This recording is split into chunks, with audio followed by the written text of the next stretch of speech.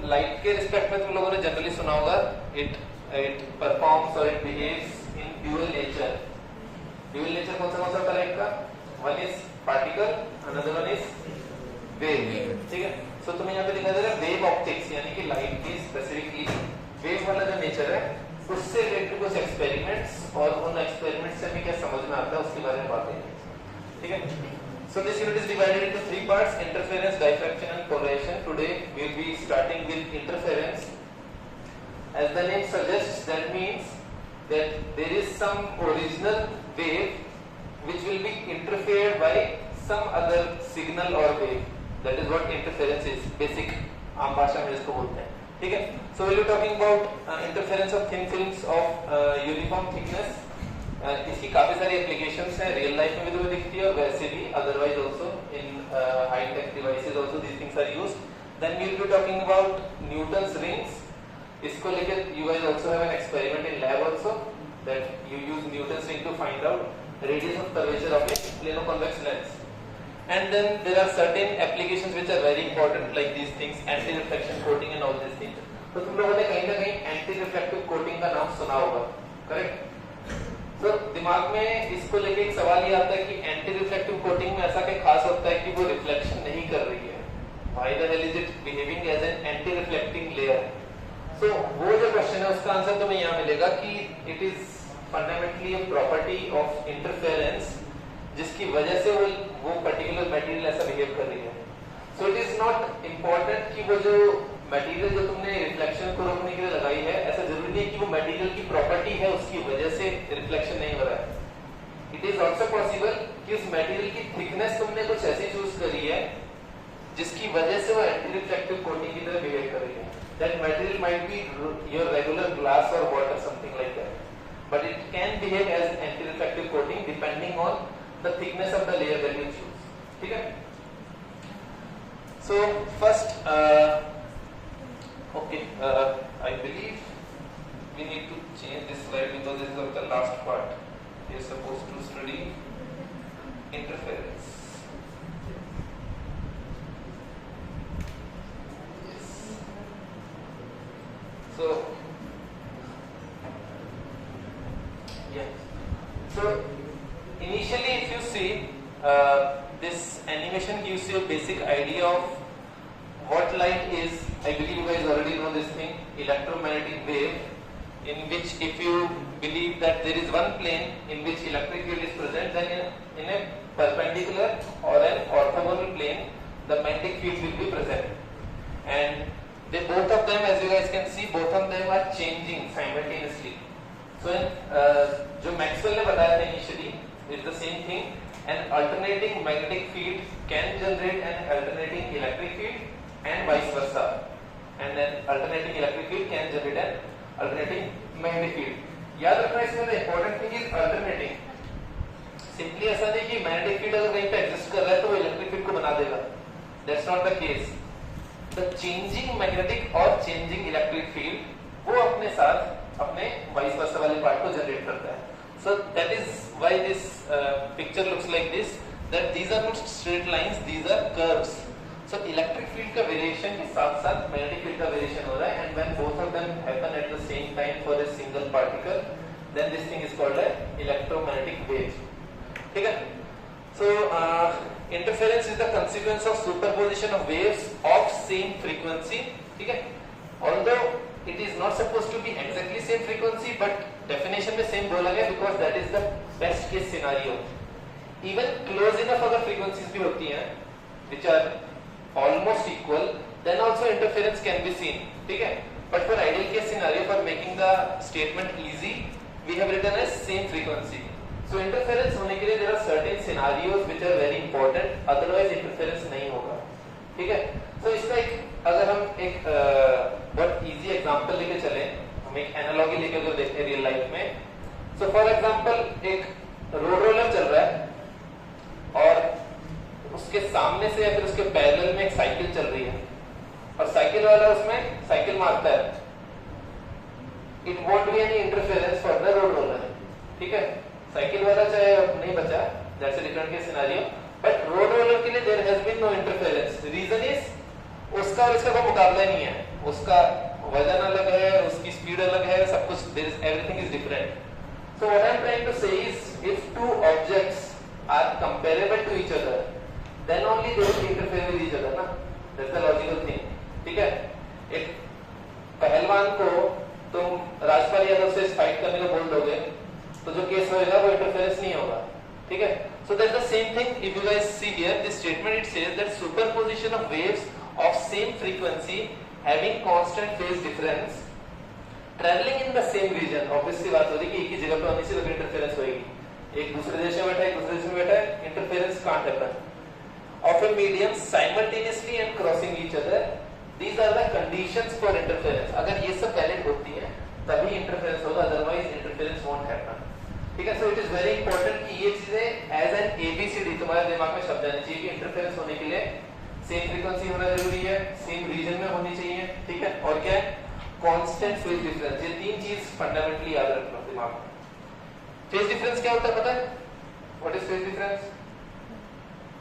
अगर दो वेव्स हैं व्हिच आर अल्टरनेटिंग, सो किसी भी एक वेव का एट एन इंस्टेंट अगर तुम वैल्यू नोट करोगे तो उसकी एक फेज की एक वैल्यू आती है. फेज की वैल्यू से मतलब है उसका जो फील्ड है वो किस डायरेक्शन में चेंज हो रहा था, वो डायरेक्शन की बात हो रही है. Was it increasing in positive direction or was it decreasing in negative direction or was it at zero? या फिर it had increased and now it has started falling. So किसी भी इंस्टेंट पर तुम उसकी वैल्यू नोट करते हो तो उसकी फेज की वैल्यू आएगी which is generally written in terms of pi. Angle की टर्म्स में उसको लिखते हैं.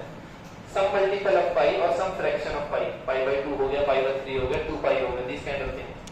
So वो जो फेज की वैल्यू है उस पर्टिकुलर वेव के लिए, और जो दूसरी वेव उसके साथ आके इंटरफेयर करना चाह रही है, उस वेव दूसरी वेव का भी अगर तुम नोट करो एट द सेम टाइम क्या फेज की वैल्यू आती है, वो दोनों फेज की वैल्यूज अगर आइडेंटिकल है तो उनका डिफरेंस क्या होगा?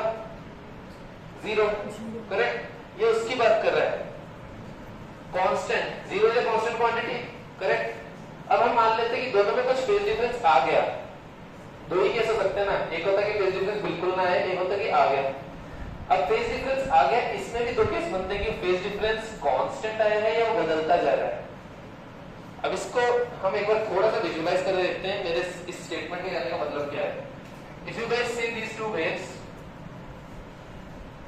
आज पहली बार दोनों कलर के मार्कर काम आएंगे. एक ये वेव देखो और एक ये वेव देखो,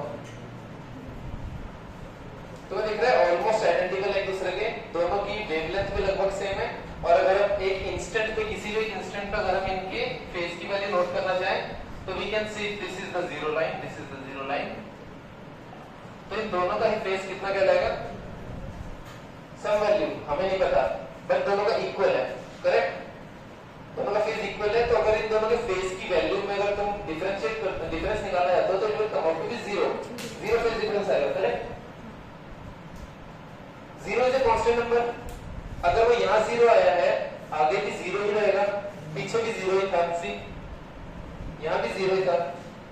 तो जब भी मैं ये लाइन ड्रॉ कर रहा हूं ना, I am taking a snapshot in time.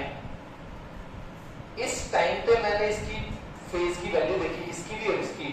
Time आगे बढ़ता जा रहा है, इस टाइम पे मैंने दोनों की फेज की वैल्यू देखी, तब भी सेम रही. दैट मींस मुझे पता चल गया फेज डिफरेंस कांस्टेंट रह रहा है और इस केस में वो जीरो रह रहा है. ठीक है? अब एक केस और लेते हैं जिसमें कि एक्स्ट्रा डस्टर, एक केस और लेते हैं जिसमें फेज डिफरेंस कांस्टेंट ही होगा बट वो जीरो नहीं होगा. सो यही वेव जो मैंने यहां ड्रॉ करी थी वो वेव मैं थोड़ी पीछे ड्रॉ कर देता हूं. लेट अस से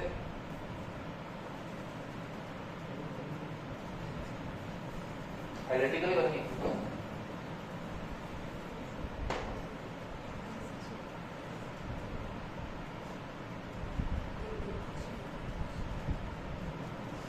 अब ये वाला केस देखो, इस वाले केस में क्या हो रहा है?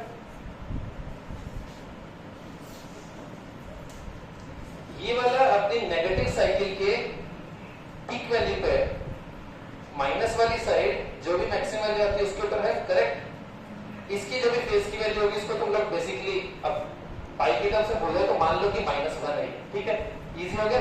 -1 0 +1. करेक्ट? इसका -1 है, उस टाइम पे इसका क्या है? +1. जब इसका +1 है तो इसका क्या है -1, ठीक है। अगर ये सेंट्रल लाइन है तो ये ऑलमोस्ट -1 हो गया।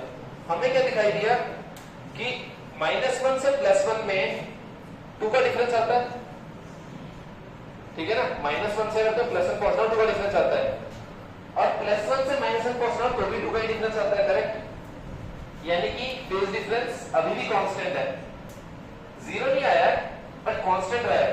तो ये दोनों केसेस जो तुमने देखे जिसमें कांस्टेंट रह रहा है, दैट मींस ये दोनों वेव्स जो मैंने अभी बनाई है और इससे पहले जो बनाई थी, ये दोनों ही केसेस में वेव्स जो है वो इंटरफेयर कर सकती है एक दूसरे से। अगर ये फेज डिफरेंस कांस्टेंट नहीं होता, वो कैसा, वो कुछ इस टाइप का केस होता।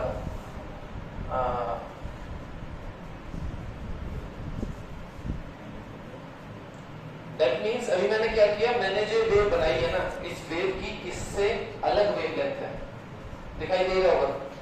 दो पीक्स के बीच का डिस्टेंस इसका जो था, डिप से पीक का डिस्टेंस इस वाले केस में इक्वल था, पीक से डिप का डिस्टेंस, करेक्ट। इस केस में क्या हो रहा है, ये इक्वल, अगर ये डिस्टेंस हम काउंट करें तो डिप से पीक का डिस्टेंस तो इसमें से कितना है, ये एक्स्ट्रा डिस्टेंस आ रहा है। दैट मींस इसकी वेवलेंथ इन दोनों की वेवलेंथ से अलग है। अगर वेवलेंथ अलग है, दैट मींस कि फेज डिफरेंस कांस्टेंट नहीं रहेगा। अगर तुम इस वेव के साथ इसका फेज का वैल्यूज अगर नोट करना स्टार्ट करोगे तो फेज डिफरेंस बदलता जाएगा। And changing phase difference means no interference pattern. Clear हुआ ये आइडिया? पक्का बताओ, आया ना? Yes sir.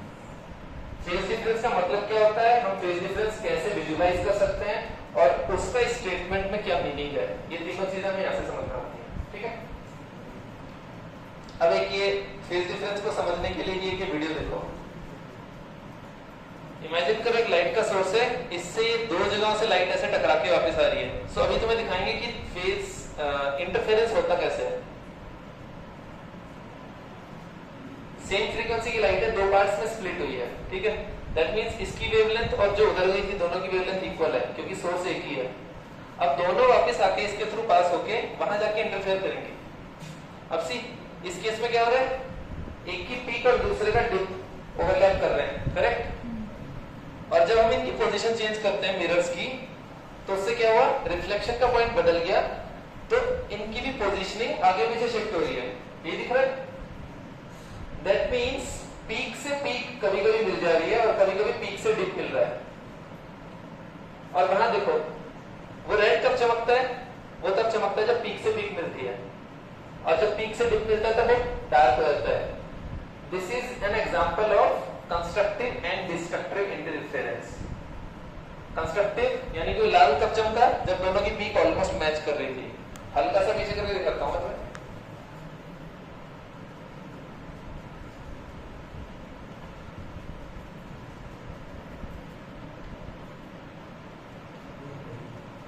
कोई बात नहीं, पूरी क्लियर है।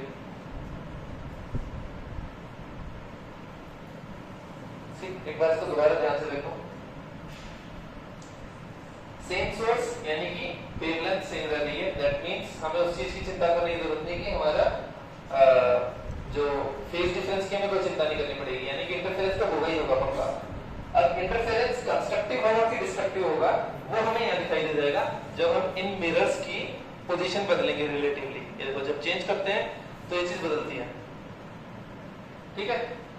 तो जब अभी तुम्हें जब इमेज देखोगे तुम जहाँ पे ब्राइट या डार्क स्पॉट बन रहा है, तो वो देखो कब रेड बन रहा है कब नहीं बन रहा है, वो कंपेयर करो। ये देखो तो जैसे ये अपोजिट बनते हैं वो डार्क हो जाता है। That is destructive interference. यही है सब कुछ, इतना ही है, सारी फिजिक्स यही है। All the things that you will be doing is just the maths behind this thing, ठीक है।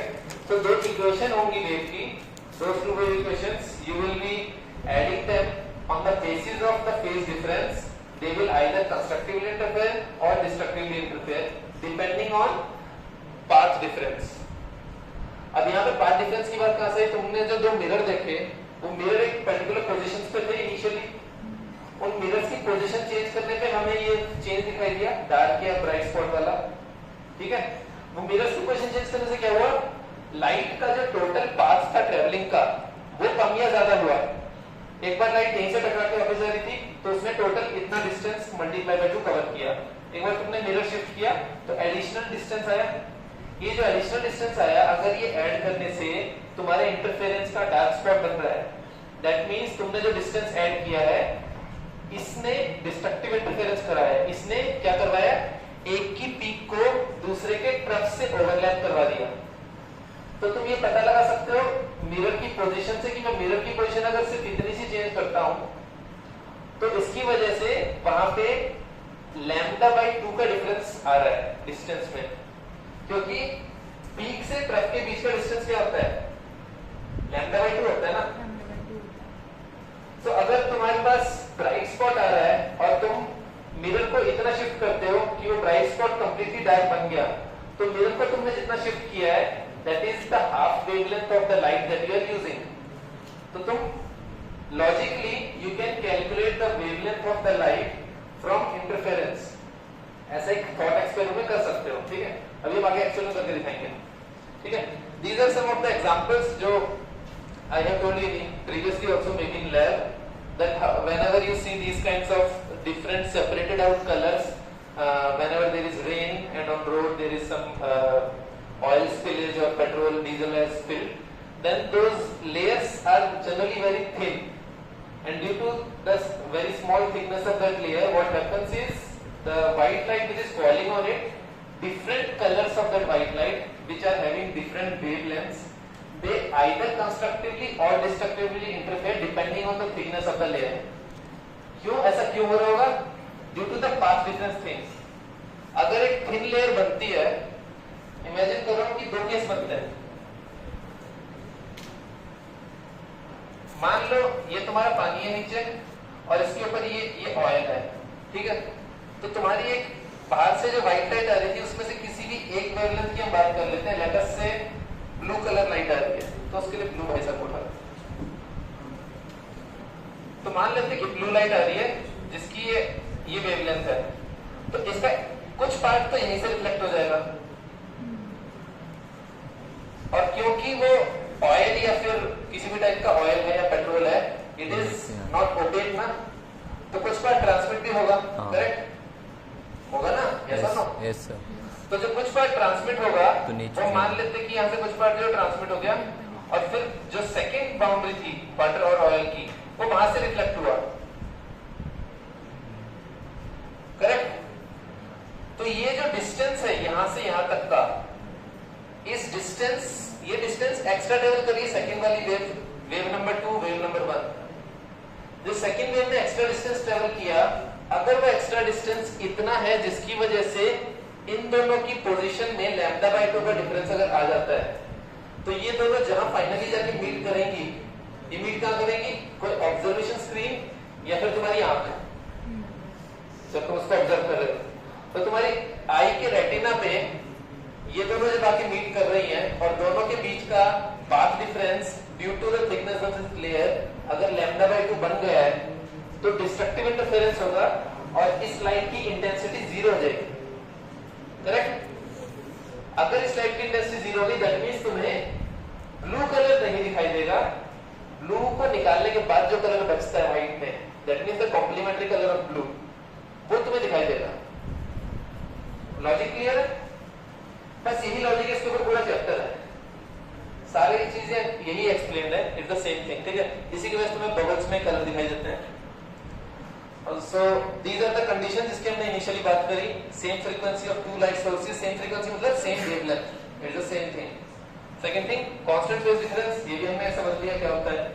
Next thing is to obtain bright और dark fringes, vector sum of overlapping, ये तुम्हें पता चली गया, तुम उन दोनों को ऐड करने की कोशिश करोगे। वेक्टर सम क्यों बोला है? Because direction is important. एक वेव में पॉजिटिव साइड और नेगेटिव साइड जो है, those are called different directions, ठीक है। जब भी हम फेजर डायग्राम बनाते हैं किसी वेव का, in phasor diagram what happens is your phasor is rotating from 0 degree to pi by 2 to 2 pi, then comes around all the way around, ठीक है। Pi 3 pi by 2 then 2 pi, just like that. So this is the important thing इसमें, इस पूरी slide में if you see this last point, the path difference between the overlapping waves must be less than the coherence length of the waves। अब ये क्या बता गई, नई स्टेटमेंट आ गई, the path difference between the overlapping waves must be less than the coherence length of the waves. So coherence length एक quantity होती है, ठीक है?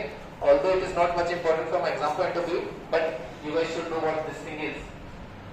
Coherence length basically किसी भी wavelength के corresponding एक minimum length होती है, जिससे छोटी length का अगर path difference बनेगा तो वो फर्क नहीं पड़ेगा. तो इमेजिन कर लो कि हम अगर ऐसी वेव्स की अगर बात कर रहे हैं तो तुम मिनिमम अगर इतने का अगर डिस्टेंस ले लेते हो which is lambda by 4, तो that will be a meaningful distance जिसकी वजह से तुम्हारा इंटरफेरेंस में कुछ पैटर्न बनना स्टार्ट हो सकता है. अगर उससे कम का फेज डिफरेंस आता है या फिर पाथ डिफरेंस इस केस में अगर डिस्टेंस की अगर काउंट करते हो तो कोई फर्क नहीं पड़ेगा, इंटरफेरेंस पैटर्न में तुम्हें कुछ नया नहीं शो होगा. इसका मतलब क्या है? इसका मतलब ये कि दो ऐसी आइडेंटिकल वेव्स अगर उनकी पोजीशनिंग में जो गैप है, आगे पीछे होने वाला गैप, अगर वो बहुत कम है, बहुत कम, किसी भी चीज को कम या ज्यादा कैसे बोलते हैं? रेफरेंस समझिए कुछ ना कुछ. Reference is there wavelength. उसकी वेवलेंथ के रेफरेंस में अगर वो गैप जो दोनों में आ रहा है that is very small, less than lambda by 4, then you won't see any kind of interference pattern. ये उस चीज की बात कर रहे हैं, कोहेरेंस लेंथ की, ठीक है? सो अब हम आते हैं टेक्निक्स पे कि इंटरफेरेंस होता कैसे, दिखता कैसे. ये डायग्राम तो तुमने काफी बार देखा होगा पहले, राइट? What are these? क्या बोलते हैं इनको? Fringes, bright and dark fringes. बहुत सुना हुआ है, ठीक है, प्लस और प्लस 2 में. और ये डायग्राम क्या, ये समझ में आ रहा है? This is Young's double slit experiment, ठीक है?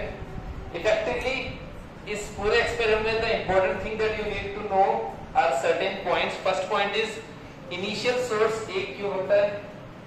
What the reason that we are having single source of light initially? Why can't we do it with two separate sources?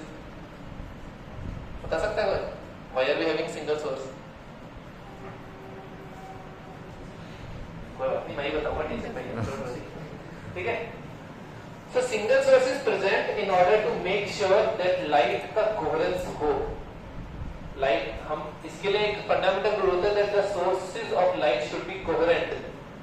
तो वो sources coherent तब हो सकते हैं जब वो source एक ही हो.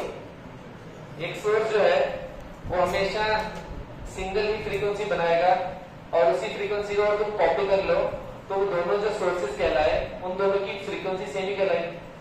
That's the reason. So you have single source of light in order to make sure that the two sources which are generated afterwards, S1 and S2, they are coherent in nature. Interference always happens in coherent sources. They are supposed to be coherent. That is a very very important thing. ठीक है? Coherent का मतलब जो भी हम पढ़ते हैं ना सारी चीजें, constant phase difference, equal frequency, equal wavelength, traveling in the same medium in the same direction, all of these things they mean coherent sources. ठीक है? अब इसमें तुम्हें दो चीजें दिखाई दे रही हैं, इसको थोड़ा सा जूम करके देखते हैं because this diagram explains everything. See, what you guys are seeing here is there is thing called plane waves. Weird name. Waves and plane हो गई. अभी तक तो सांप थी. How are they plane waves? So actually this term is effectively misleading. It is supposed to be plane wave fronts. Wave front क्या होता है? याद है किसी को? If these are waves और हम ऐसी और भी waves बनाते हैं जिनका सभी का एक particular phase की value के ऊपर अगर तुम connect कर दो सभी waves को, so that surface which is formed that is called the wave front. तो अगर पैरेलल रेज ऑफ लाइट आ रही है सन से, तो वो क्योंकि ऑल्दो वो एक पॉइंट सोर्स ऑफ लाइट है, but because we are at very very far distance from the sun, वो लाइट रेज ऑलमोस्ट पैरेलल आती है एक दूसरे के. करेक्ट? सी, किसी भी सोर्स ऑफ लाइट से लाइट को आने के कई ऑप्शंस है. अगर एक पॉइंट सोर्स है तो लाइट रेज रेडियली आएंगी आउटवर्ड. करेक्ट? और इस पॉइंट सोर्स से अगर तुम इक्वल डिस्टेंस एक रेडियस चूज करके उस रेडियस के ऊपर एक सर्कल अगर बना दो तो दिस इज कॉल्ड 2D में सर्कुलर, 3D में स्फेरिकल वेव फ्रंट. ठीक है? अब ऐसा क्यों किया हमने, कांस्टेंट डिस्टेंस पे क्यों बनाया? अगर तुम इमेजिन करते हो कि एक वेवलेंथ है जो ट्रेवल कर रही है, तो हर जगह पे उन सभी वेवलेंथ्स का सेम फेज आएगा. So all of the points of those waves having the same phase, if you join them, then that surface जो बना है, that is called a wave front.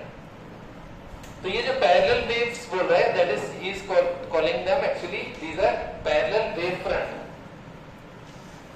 So parallel wave front से जो waves आती हैं, वो एक दूसरे के parallel आती हैं. That means all of the light rays are assumed to be coming parallel.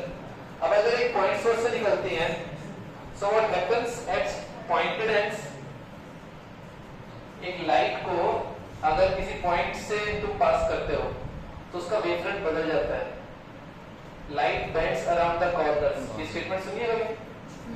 कोई ओपेक ऑब्जेक्ट है, उसकी बाउंड्री पे से कॉर्नर पे से लाइट स्टार्ट्स टू बेंड. इसी की वजह से we are not having darkness in this room wherever there is a wall. उसके अराउंड कहीं ना कहीं लाइट है ना, कंप्लीट डार्कनेस कहीं नहीं है. The reason is this, because light bends around the corners. तो कहीं भी कोई भी शैडो कभी भी कंप्लीटली डार्क शैडो नहीं होती. There is always some additional part which is being present there. So यहाँ पे भी वही हो रहा है. इस पॉइंट सोर्स से अगर पैरेलल लाइट आ रही थी तो पैरेलल ही आगे जानी चाहिए थी, बट वो नहीं गई. इस पॉइंट ने नया एक वेव फ्रंट जनरेट किया which is circular wave front. अगर 3D में बोलोगे तो स्फेरिकल. तो तुम्हें दिखाई दे रहा है ये कर्व्स बने हुए हैं. That means now it is acting as a new source of light, new point source of light.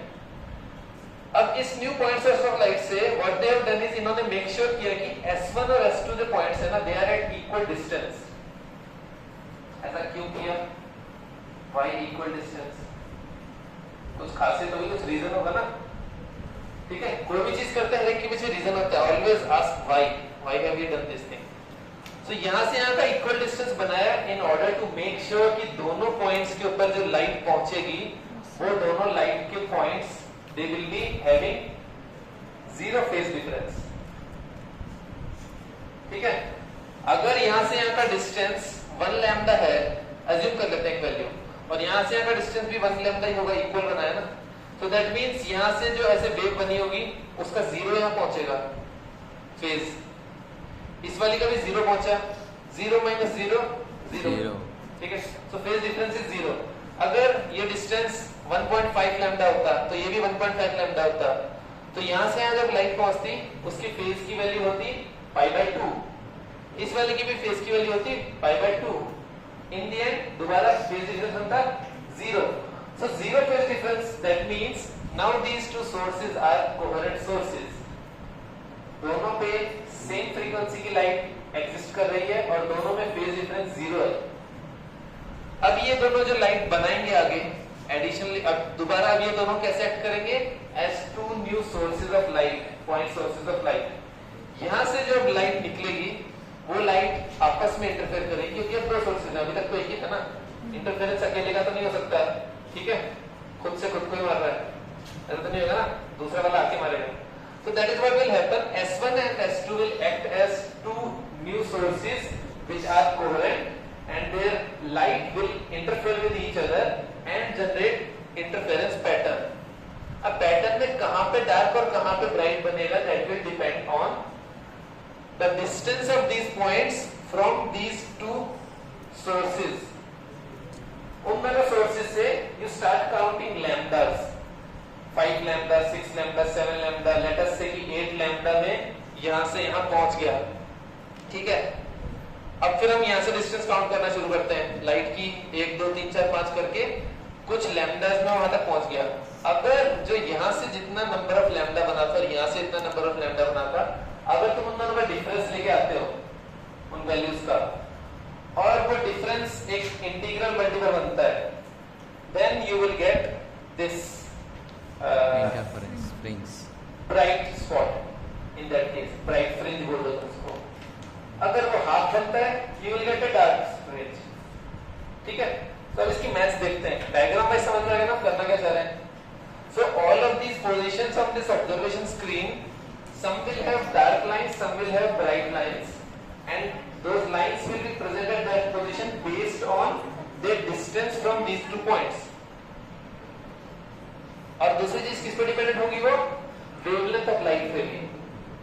अगर वेवलेंथ ऑफ लाइट कुछ और होती है तो इन पॉइंट से वहां तक जाने के लिए जो हम लैम्डा काउंट कर रहे थे, वो लैम्डा की साइज अगर बड़ी छोटी कर दी तो इफेक्टिवली वो क्या पता वो 5 लैम्डा पे ना पहुंच के वो 5.2 लैम्डा पे जाके पहुंचे।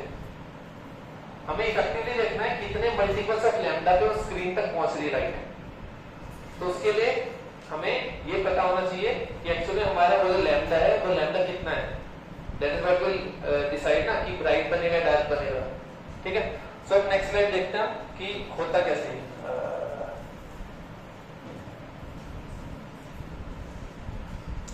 ये वाला पार्ट हम अभी बाद में करेंगे एक बार, थिन फिल्म्स वाला। Let me just show you what that thing is. Yes,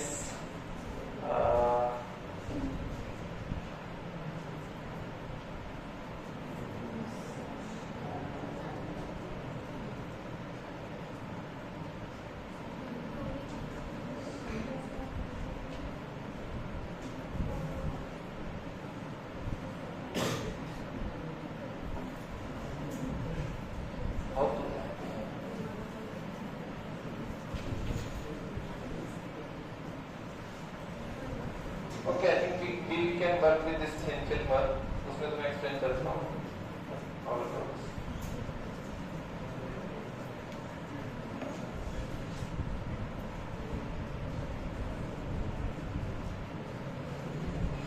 Okay, so let's look at a case for this thing जिसे तुम्हें समझ में आएगा।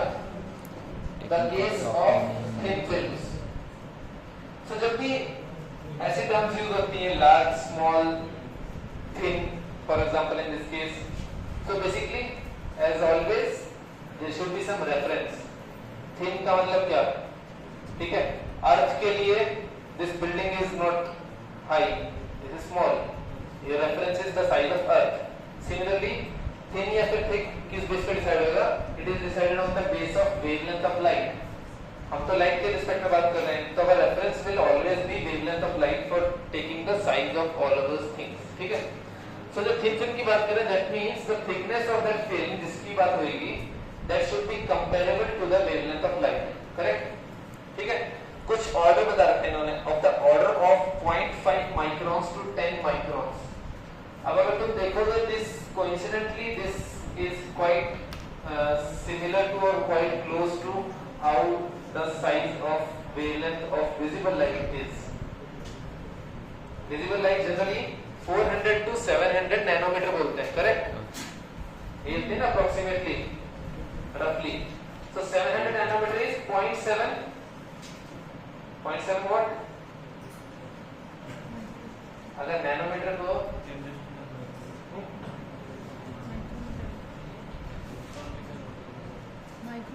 700 नैनोमीटर को 0.7 कौन सी यूनिट आएगी? Nanometre, millimetre. ठीक है, I am just reminding you guys कि 10 की पावर्स को बहुत अच्छे से समझो, that is very important units. ठीक है, मैं बाकी क्लास में बताना आपको इसमें पॉइंट्स का क्या मतलब बनता है। ठीक है, so this thickness of 0.5 microns to 10 microns, this is very important because these thicknesses are comparable to the wavelengths of light which we will be using for this particular case. So thin films की बात हो रही है, thin films में all of these things, glass or mica, air films, transparent plates, soap bubbles, all of these things they are counted under thin films. So हम एक case लेके देखते हैं। Let us look at this diagram. जो मैंने तुम्हें यहाँ बताया दिखाया था ना, it's the same thing, बस यहाँ पे लाइन डायग्राम है, यहाँ पे वेव के फॉर्म में है। See what's happening? Incident light. This is your thin film जिसकी thickness T है। ठीक है, zoom करके दिखा देते हैं।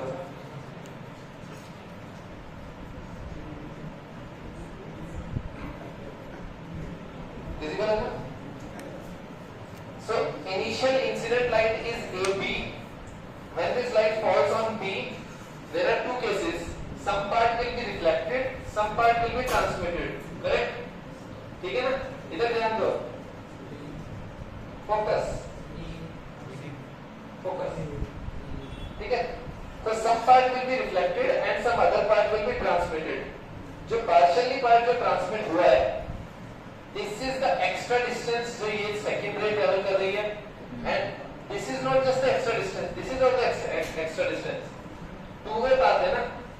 So BFD, this BF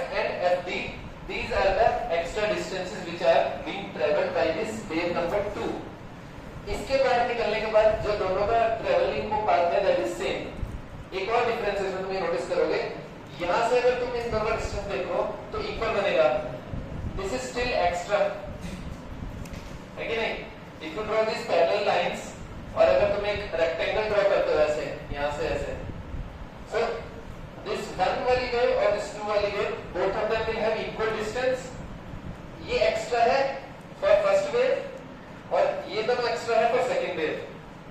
that means अगर तुम्हें इफेक्टिवली पता लगाना है कि पाथ डिफरेंस कितना जनरेट हुआ है between wave number 1 and wave number 2, so wave number 2 has extra path difference of this BF plus FD and wave number 1 has extra path difference of BHG।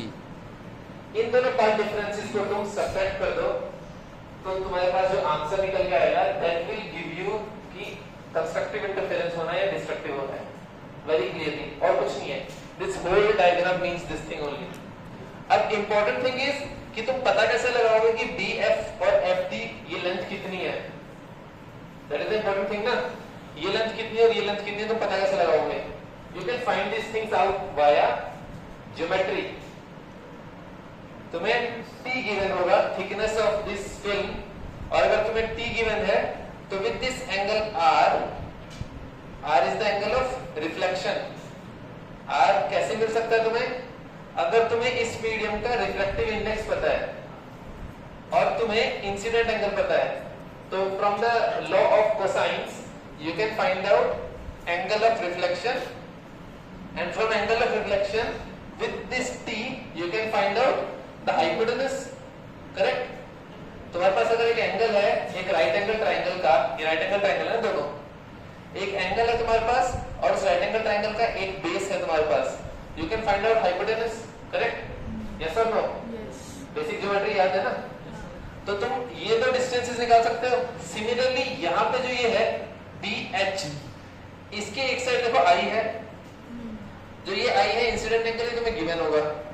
अगर ये given है तो ये भी given है, बिकॉज दीज आर इक्वल। तो इस right angle triangle का तुम्हें I पता है, you can again find out this thing based on this distance। so ये जो मैंने तुम्हें बताया, यही सब ज्योमेट्रिकल पाथ डिफरेंस तुम निकालोगे। कैसे निकालोगे मैं तुम्हें याद बताता हूँ। In short it is given here, see BF की value is equal to FD की value. BF and FD are equal, that means कोई भी एक निकालने इंटू कर दोगे, करेक्ट? सो ज्योमेट्री में इसको सिंपली लिख दिया T upon cos r, BF plus FD is equal to 2 times T upon cos r, correct? Clear है? T अपॉन cos r ये निकल के आता है एंगल तुम्हारा, ठीक है? Next thing is BG is equal to GD, ये भी तुम्हें दिख रहा है, BG और GD इक्वल है, आइसोसेलेस ट्रायंगल है, बीच से कटा हुआ है, ठीक है? तो BG और GD को तुम निकाल सकते हो via tan r, 2 times FG of tan r। सारी की सारी ज्योमेट्री है, कुछ नया नहीं है, ठीक है?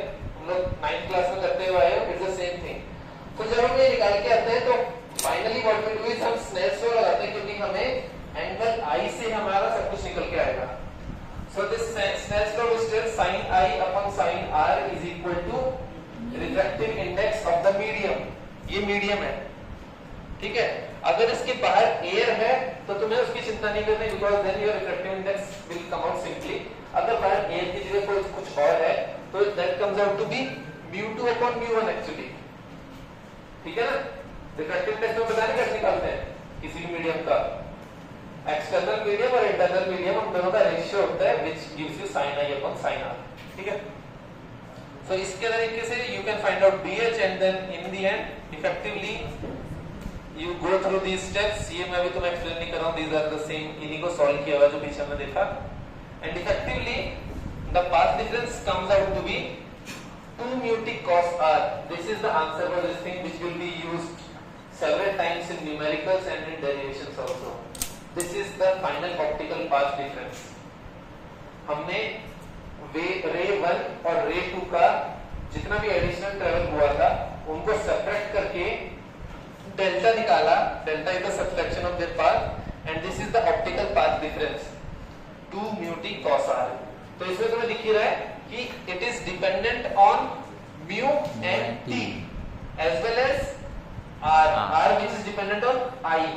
तो incident angle, thickness of the film and refractive index of the medium, इन तीन चीजों पे डिपेंड करता है कि ऑप्टिकल पाथ डिफरेंस कितना बनेगा।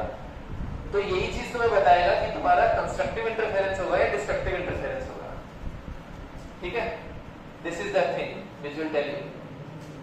ठीक है, तो अब आगे चलते हैं हम लोग इसमें एक चीज और है सी इंपॉर्टेंट, क्या लिखा हुआ है यहाँ पे, no 180 degree phase change. Sine के पीछे पड़ा है उसका रेक्टेंगल। ठीक है, एक इंपॉर्टेंट चीज to note in wave optics is whenever there is a reflection from rare medium to denser medium there is 180 degree phase shift. That means wave अगर 0 डिग्री फेज डिफरेंस आ रही है वो 2 पाई से पलटती जाएगी, सॉरी पाई से पलटती जाएगी।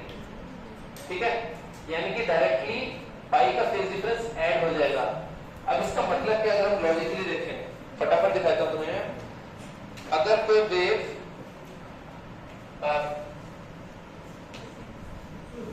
जब आई उस टाइम पे वो वेव अगर पीक पे थी, इस पॉइंट पे अगर वो टकरा गई उस मीडियम से, तो वो जो रिफ्लेक्ट हुई है वो रिफ्लेक्ट वाला ही जो होगी वेव वो ऐसे रिफ्लेक्ट होगी डायरेक्टली 180 डिग्री का फेज शिफ्ट। सो रिफ्लेक्शन वाली वेव डायरेक्टली ही माइनस वाली साइड से पलट के चलेगी। एट ए सिंगल पॉइंट तुम्हारी वेव डायरेक्टली हाईएस्ट वैल्यू से लोएस्ट बन गई है, इसके लिए उसको कोई डिस्टेंस ही ट्रैवल करना पड़ा। जनरली क्या होता है, एक वेव अगर ऐसे थी तो वो इतना डिस्टेंस ट्रैवल करने के बाद यहां बनती है, तो ये डिस्टेंस ट्रैवल होता है ना। एट दिस बाउंड्री ये डिस्टेंस ट्रैवल करे बिना वो 180 डिग्री का फेज शिफ्ट हो जाएगा। दैट मींस तुम्हारी वेव जो ऐसे चल रही थी पलट जाएगी। That thing doesn't happen here. From denser to rare medium अगर वेव रिफ्लेक्ट होती है then there is no phase shift. From rare to denser medium अगर वेव रिफ्लेक्ट होती है there is 180 degree phase shift. ये बहुत जरूरी है बिकॉज हम उस ऑप्टिकल पाथ डिफरेंस से इंडियन क्या निकालना चाह रहे थे, फेज डिफरेंस। हमें इंटरफेरेंस का फेज ही बताएगा ना कि फेज डिफरेंस अगर कांस्टेंट रह रहा है, कितना रह रहा है, तो हमें डार्क या ब्राइट बनेगा कि नहीं। हमारे पास ये इंफॉर्मेशन में बहुत जरूरी है बिकॉज जो भी हम पाथ डिफरेंस वगैरह निकाल रहे हैं उसमें ये चीज ऐड होगी कि ऊपर वाली वेव ने 180 डिग्री का फेज शिफ्ट ले रखा था ऑलरेडी। ठीक है, तो इसकी वजह से उसमें एक एडिशनल टर्म ऐड हो जाती है व्हिच इज π/2। 180 डिग्री का फेज शिफ्ट दैट मींस π/2 का डिफरेंस है, यहां से यहां का डिफरेंस एक ही जगह पे है, तो तुम सिंपली मैथमेटिकली तुम π/2 उसमें ऐड कर देते हो। क्लियर है? इसकी वजह से जो हमारा फॉर्मूला है वो बदल के ऐसा बन जाता है ऑप्टिकल पाथ डिफरेंस, जिसमें π/2 का हमने काउंट करके चले कि वो ऑलरेडी एग्जिस्ट कर रहा था तो हमने माइनस कर दिया π/2। ठीक है, this is the final formula for thin films. अभी तक हमने जो इनिशियली किया था that was purely on the base of geometry. जो हमने ये वाला पार्ट ऐड किया this is on the base of physics, कि फिजिक्स में ऑप्टिकली क्या हो रहा है, वहां पे फेज शिफ्ट हो रहा है और वो फेज शिफ्ट को हमने यहां करेक्शन करके ऐड कर दिया। So these two conditions come into play. For maxima it is this, for minima it is this. Maxima के लिए it is coming out to be m lambda plus lambda/2 and for minima it is coming out to be m lambda. m is an integer, simply an integer, यानी कि 1 lambda, 2 lambda, 3 lambda, some multiple of lambda अगर होगा that is what it is talking about. Clear है? तो ये दोनों condition तुम्हें बता देंगी कि थिन फिल्म से रिफ्लेक्शन होने के बाद किस पॉइंट के ऊपर तुम्हें वो वेव का कंस्ट्रक्टिव इंटरफेरेंस मिलेगा और किस पॉइंट पे उसका डिस्ट्रक्टिव इंटरफेरेंस मिलेगा। क्लियर है?